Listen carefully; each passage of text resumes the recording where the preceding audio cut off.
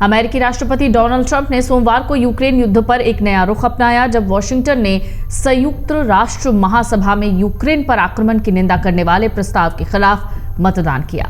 Ukraine युद्ध शुरू होने के बाद यह पहली बार है जब अमेरिका ने संयुक्त राष्ट्र के अंदर कीव को समर्थन देने से इनकार कर दिया। संघर्ष के 3 साल पूरे होने पर यूरोपीय समर्थन वाले प्रस्ताव को महासभा ने 93 वोटों के साथ स्वीकार कर लिया, लेकिन अमेरिका के प्रस्ताव का विरोध करने की चर्चा सबसे ज्यादा है, जो ट्रंप के नेतृत्व में वॉशिंगटन की विदेश नीति में बड़े बदलाव को दर्शाता है।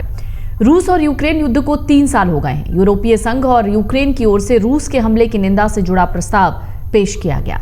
इस प्रस्ताव ने बदलती हुई वैश्विक राजनीति को दिखाया है और साथ ही इस प्रस्ताव के खिलाफ अमेरिका ने वोट दिए। अमेरिका रूस के साथ खड़ा हुआ दिखाई दिया। यह डोनाल्ड ट्रंप का यूरोप के साथ बढ़ते मतभेद और पुतिन के साथ करीबी को दिखाता है। अमेरिका, रूस, बेलारूस और उत्तर कोरिया ने यूरोपीय संघ के प्रस्ताव के विरोध में मतदान किया। डोनाल्ड ट्रंप के चुनाव जीतने के बाद यह अमेरिकी नीति में बड़ा बदलाव दिखता है। इस प्रस्ताव का समर्थन न करना दिखाता है कि ट्रंप रूसी राष्ट्रपति को हमले की जिम्मेदारी से आजाद करते हैं। 93 देशों ने यूरोप के प्रस्ताव का समर्थन किया, जबकि 18 देशों ने इसका विरोध किया। भारत ने इस दौरान मतदान से परहेज किया। प्रस्ताव में रूस को एक आक्रामक देश बताया और उसे यूक्रेन से अपने सैनिकों को हटाने का आह्वान किया गया।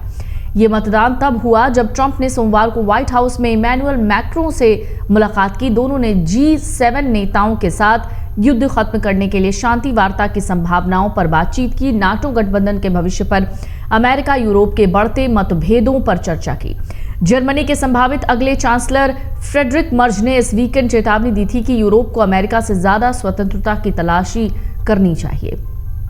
उन्होंने कहा, यह प्राथमिकता होगी कि यूरोप को जल्द से जल्द मजबूत किया जाए ताकि हर कदम पर हम अमेरिका से आजादी पा सकें। ट्रंप ने पुतिन से बातचीत शुरू कर दी है, वहीं यूक्रेन को वो पूरी तरह से नजरअंदाज कर रहे हैं। ट्रंप यूक्रेन से $500 मिलियन मूल्य की दुर्लभ खनिजों की डील करना चाहते हैं ताकि युद्ध में अमेरिका द्वारा खर्च की गई राशि की भरपाई हो जाए।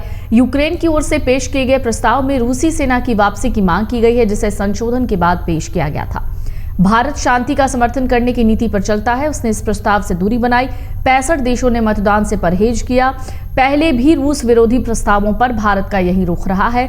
भारत दोनों पक्षों के बीच संवाद और कूटनीति को फिर से शुरू करने की वकालत करता है, लेकिन ट्रंप प्रशासन रूस के साथ सीधे बात कर रहा है। हाल में सऊदी अरब में रूस और अमेरिका के बीच बैठक हुई, जिसमें यूक्रेन को आमंत्रित नहीं किया गया। प्रस्ताव के खिलाफ 18 सदस्य देशों ने मतदान किया, जबकि 65 सदस्यों ने इसमें हिस्सा नहीं लिया। वॉशिंगटन ने मतदान के दौरान मॉस्को और रूस के सहयोगियों उत्तर कोरिया और सूडान जैसे देशों का साथ दिया। नए पारित प्रस्ताव में युद्ध में कमी लाने, शत्रुता को शीघ्र समाप्त करने और यूक्रेन के विरुद्ध युद्ध का शांतिपूर्ण समाधान करने का आह्वान किया गया। इसमें संयुक्त राष्ट्र चार्टर और अंतर्राष्ट्रीय कानून के अनुरूप नागरिक आबादी समेत भारी विनाश और मानवीय पीड़ा शामिल है। ये प्रस्ताव यूक्रेन के लिए जीत के रूप में सामने आया है, लेकिन ये कीव के कम होते समर्थन को दिखाता है। इससे पिछले प्रस्तावों की तुलना में बहुत कम समर्थन मिला है। वहीं भारत ने संयुक्त राष्ट्र महासभा के मसौदा प्रस्ताव पर मतदान में हिस्सा नहीं लिया।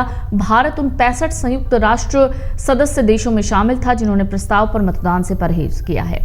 इन देशों ने अमेरिकी पाठ को फिर से लिखने के लिए दबाव डाला है। इन परिवर्तनों ने यूक्रेन की क्षेत्रीय अखंडता के प्रति प्रतिबद्धता की पुष्टि भी की है, जिसे अमेरिकी पाठ से हटा दिया गया था। अमेरिकी प्रस्ताव में इतना ज्यादा संशोधन किया गया कि वॉशिंगटन ने आखिरकार अपने खुद के पाठ पर मतदान से परहेज किया, जबकि सभा ने इसे पास कर दिया। यूक्रेन युद्ध शुरू होने के बाद यह पहली बार है जब अमेरिका ने संयुक्त राष्ट्र के अंदर कीव को समर्थन देने से इनकार कर दिया। अमर उजाला जीवांजलि के सारथी की मदद लें और महाकुंभ में स्नान जरूर करें।